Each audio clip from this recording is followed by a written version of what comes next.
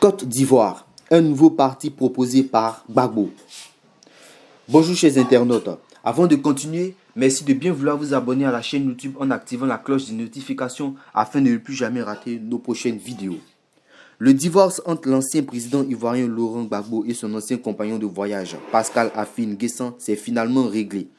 Lundi, M. Gbagbo a proposé de former un nouveau parti politique, laissant le parti qu'il avait fondé à l'ancien Premier ministre. Cette déclaration a été annoncée à l'issue d'une réunion du comité central du Front populaire ivoirien de Côte d'Ivoire, fondé par Laurent Gbagbo à Abidjan en 1982, confirmant la rupture qui apparaît de plus en plus ouvertement entre Gbagbo et Afin N'Guessan.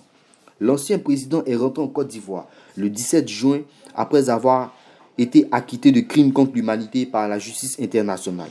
Notre seul outil de lutte politique a été confisqué par M. Afin N'Guessan. Malgré de nombreuses initiatives pour le raisonner, il a insisté sur sa prétendue légalité, a-t-il déclaré, selon un communiqué de presse publié par le FPI après la réunion de son organe directeur.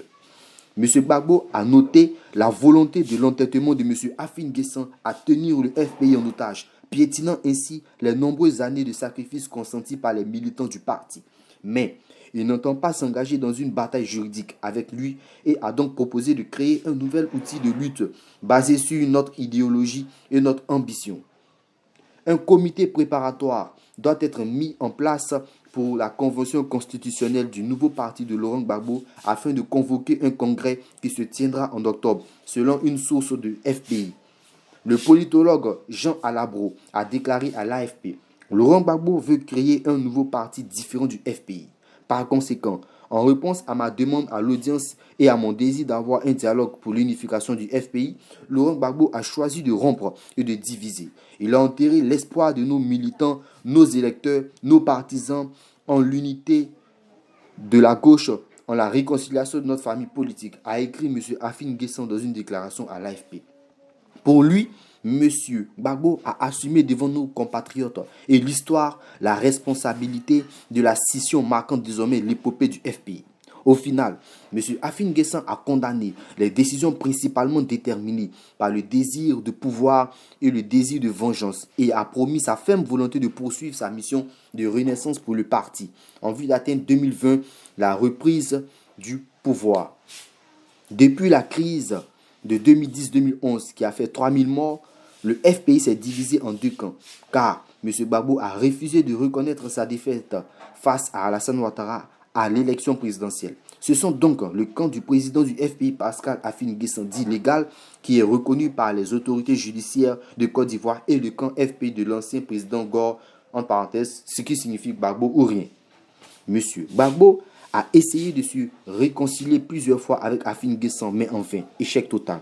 Après avoir appris que M. Gbagbo avait convoqué l'instance dirigeante du parti la semaine dernière, le camp légal FPI a estimé dans un communiqué que, bien qu'il soit membre fondateur du parti, Laurent Gbagbo n'est pas le président actuel du FPI. Le communiqué ajoute que le FPI légal fera tout son possible pour s'opposer au culte de la personnalité et à l'autocratie qui est la voie de la dictature. En avril 2011, Laurent Gbagbo est arrêté à Abidjan puis poursuivi par la Cour pénale internationale pour crimes contre l'humanité suite aux violences liées à l'élection présidentielle de 2010. Il a finalement été acquitté le 31 mars et est rentré en Côte d'Ivoire le 17 juin. De retour, il a rencontré de nombreuses personnalités et au palais présidentiel d'Abidjan le 27 juillet, son ancien rival, le président Alassane Ouattara. Les deux se sont rencontrés avec enthousiasme et ont ri jusqu'aux oreilles à la caméra et se sont précipités pour montrer leur faveur. Alassane Ouattara a décrit Laurent Gbagbo comme un jeune frère et un ami de décennies. En retour, Laurent Gbagbo a qualifié Alassane Ouattara de Monsieur le Président, bien qu'il n'ait jamais reconnu ses victoires en 2010, 2015 et 2020 et jusqu'à présent. Laurent Gbagbo s'était déjà rendu à Daoukro pour rencontrer un autre ancien président et actuel leader de l'opposition, Henri Konan Bédié, dans son fief. Mais il n'a pas rencontré son ex-compagnon routier Pascal Afin N'Guessan. C'était tout pour cet article. Retrouvez tous nos articles similaires dans notre catégorie politique via le lien de notre site internet en description.